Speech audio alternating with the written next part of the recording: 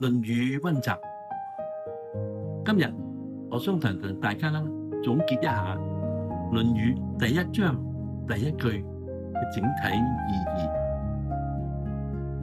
學而時習之，不亦說乎？有朋自遠方來，不亦樂乎？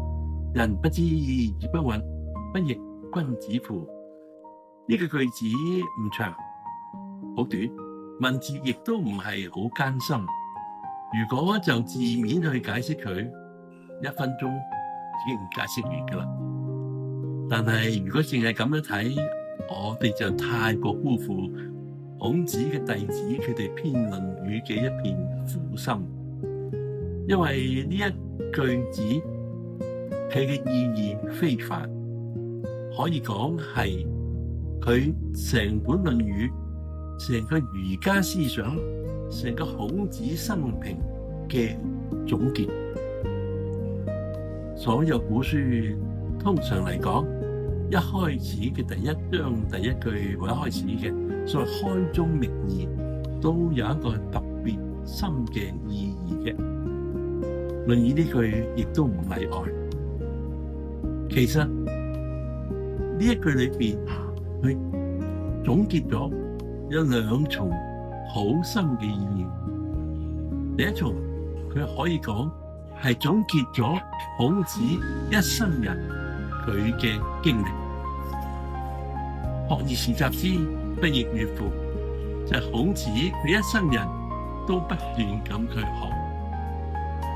我哋喺《論語》第2章為政第2嗰度，孔子佢報告過佢自己話：50有5而志於學，30而立，40而不惑，50而知天命，60而順，70而從心所欲，不逾矩。孔子一生人都喺度學完之後，佢亦都希望有嘅機會有時機，佢能夠真正去實習去用。習之，有朋自遠方來，不亦樂乎？呢句亦都可以總結咗孔子佢為官想做為政，機遇唔大，但係佢就為師，佢就所以一生人佢亦都所謂學不厭，悔不倦，不斷咁樣去教導弟子。呢句就總結咗教導弟子佢嘅一個經歷。人不知而不慍，亦都可以講就孔子一生人嘅經歷，顛沛流離。佢好希望能夠有機會去發揮佢能夠回復禮樂文化嘅呢個咁嘅大使命，但係佢並冇呢一個咁樣嘅好機會，到處碰壁，14年周遊列國，基本上冇咩嘅當時嘅建樹，但係佢完全冇灰心，佢繼續去行緊佢嘅路。呢個真真正正不亦君子乎？亦都可以講佢自己，佢能夠行呢個君子之路。所以呢句其中一個重要嘅意義就係總結咗孔子嘅一生人嘅生平，但同時呢一句亦都係總結咗成個儒家精神嘅內涵。學而時習之，不亦說乎？佢講緊嘅，所以儒家嚟講，我哋嘅內省功夫，我哋自己要盡力做自己嘅修行嘅功夫。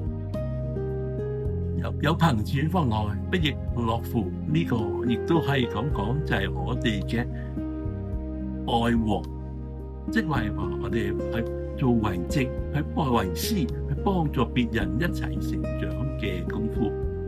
內省外王都係人不知而不慍，都係一個自己嘅一個工作。所謂君子求諸己，小人求諸人。所以呢個所有我哋為人由己而由人負災，所以我哋知道論儒家精神係一個為己之學，我哋自己去實行嘅學問。人不知而不慍，同人哋明白唔明白冇乜大關係，而係從呢個我哋不亦君子乎，能夠透過呢個過程得到我哋嘅生命提升，去到君子呢個境界。所以總結嚟講，呢一句說話總結咗孔子一生生平，亦都孔子亦總結咗成個儒家嘅思想嘅精華，非常精彩嘅一句，我哋好好學習，好好實踐。